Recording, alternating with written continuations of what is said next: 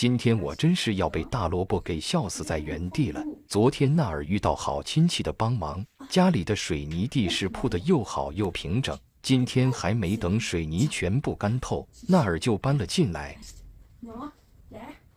住上了新房。纳尔特别的高兴，陪伴着卡姆在毯子上玩耍。纳尔正叫着卡姆爬行，把孩子的2只手拿着摆来摆去。小卡姆觉得妈妈太好玩了。房间外，天上的云层乌云密布，纳尔正在外面揉着面团，旁边还生了一堆火。今天打算做点不一样的食物，毕竟顿顿吃番茄，他也有些腻了。当纳尔把面揉好放在锅里醒发时，右眼的余光发现丈夫从后面回来了。纳尔一转身就跑回了房间，还把铁门给关上了。当萨贾德赶到时，刚好听到老婆对着他关门关得哐当一声响。萨贾德这次重新买一个暖炉回来，因为上次在垃圾堆里捡的被纳尔给嫌弃了，没办法，他只好买一个新的回来。萨贾德把东西放在地上后，赶忙把手放在火堆上烤手。今天他可太冷了，他没有多加衣服，只是加了一顶帽子，避免自己的发型被吹乱。纳尔抱着孩子从门框上望了出去，看看萨贾德走没走。当纳尔打开房门时，刚好看见冷飕飕缩在一起的萨贾德，他一脚就踢飞了烟管和暖炉。萨贾德看大老婆又踹了一脚，赶紧把东西挪了个位置，这是他拜托朋友才寻来的，可不能被纳尔给踹坏了。看纳尔关上门不让自己进去，萨贾德用力地拉着铁门，他有些后悔送门给纳尔了，现在自己真被关外面了。看萨贾德一直在屋外嚷嚷，纳尔终是忍不住打开了门走了出来，一把抓住大萝卜的帽子尖就往外拽，这下萨贾德连帽子也被纳尔给拽掉了。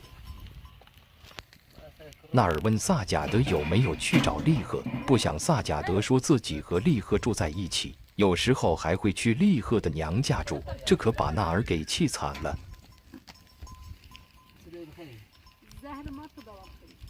看到纳尔没堵在门口，萨贾德趁机走进了房间。看到儿子睡着了，拿起毯子把卡姆盖得严严实实，又把取暖器对着卡姆的脸放，两夫妻都是一模一样，生怕儿子冷着了，都把取暖器放这么近。萨贾德想讨老婆的欢心，因为昨天那几下没把他抽疼，今天皮痒痒了。萨贾德对纳尔说：“可怜可怜您老公吧，看我都冻成啥样了。”而纳尔却说：“别天天来找事，耽误他时间。什么时候与利赫断绝关系，就原谅他。”看妻子不领情，萨贾德也有些生气，拿起来一块砖，但萨贾德反被纳尔一把推了个踉跄。纳尔让跟丈夫离开，现在她有新房子住了，而且还有亲戚与母亲的帮助，所以不想再看见碍眼的萨贾德。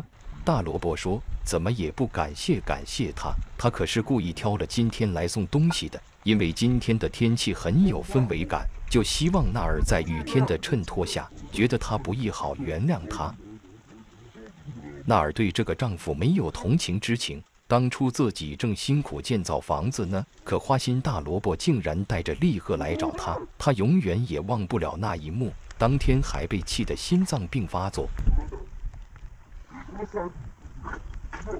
从医院回来后，还看见萨贾德把卡姆给了利赫，这是他心中的一根刺，永远也无法抹去。即便现在萨贾德3天2头买些小玩意送来，纳尔的心里也是不舒服的，所以才想要赶走丈夫。